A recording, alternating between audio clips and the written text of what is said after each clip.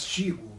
que é uma das obras mais fundamentais de Dostoiévski, obra escrita em 1866, ou seja, em 2016 nós chegaremos a 150 anos da publicação de Crime e Castigo, né, de Prestuplennie e Naказanie, para nós falarmos aqui, reverberarmos o título da obra em russo. Em Crime e Castigo, a personagem principal, chamada Rodion Romanovich Raskolnikov, que é um ex-estudante de direito, traz um dilema nihilista, ou seja, um dilema de espraiamento do nada, do questionamento radical dos valores éticos tradicionais até então estabelecidos em função da figura de Deus. Essa personagem, o Raskolnikov, protagonista de Crime e Castigo, traz um questionamento fundamental que dá vazão a esse ponto sobre o qual a gente vai conversar agora. Raskolnikov quer saber se ele pode ser um grande legislador da humanidade, ou seja, um homem extraordinário, um homem que rompe a normalidade de sua época e traz uma nova palavra, para nós usarmos aqui uma expressão nietzscheana, para além do bem e do mal, ou seja, para além dos valores que eram respeitados pela grande massa humana até então consolidada. Aquela massa que o Raskolnikov chamaria de homens ordinários, os homens comuns, os homens que reproduzem a história, ao passo que os homens extraordinários, dos quais ele queria saber se poderia fazer parte,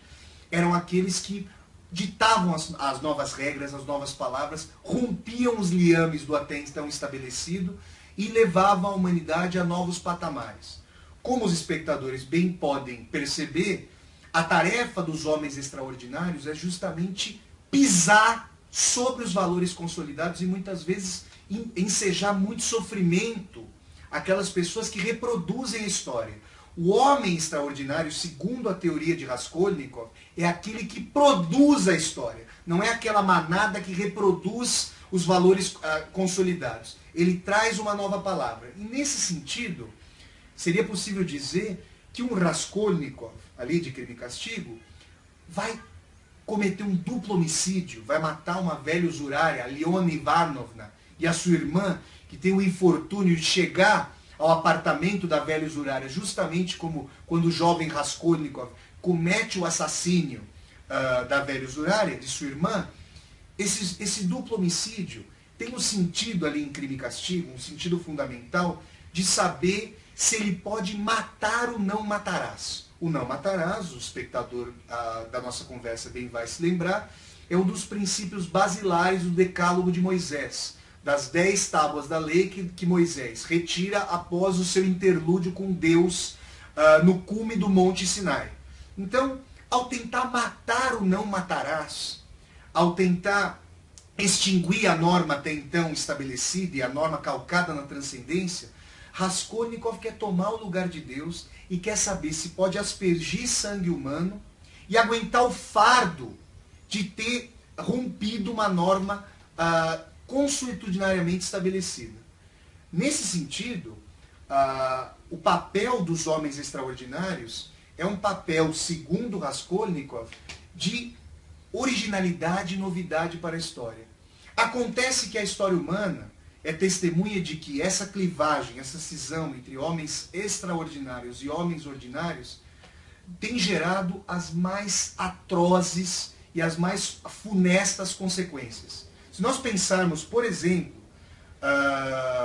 na experiência da Segunda Guerra Mundial, que agora em 2015 teve um aniversário funesto de 70 anos do seu fim, 1945-2015, nós vemos que essa clivagem profunda entre um homem que concentra todo o poder como um ditador que foi Adolf Hitler ali, o Führer do Terceiro Reich na Alemanha, entre 1933 e 1945, que essa clivagem entre aquele poderoso, ou aquela cúpula de poder que comanda, que legisla, que traz a nova palavra,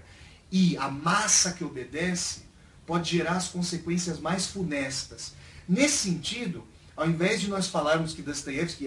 eu diria que é uma leitura reducionista de Crime e Castigo, por exemplo, ao invés de nós falarmos que Dostoiévski está alegando uma apologia do fascismo, do protofascismo, das discussões que fazem com que a humanidade seja separada entre aqueles poucos que mandam e a manada que obedece, é interessante nós pensarmos sobre o crime e castigo, com a sua projeção histórica, e analisarmos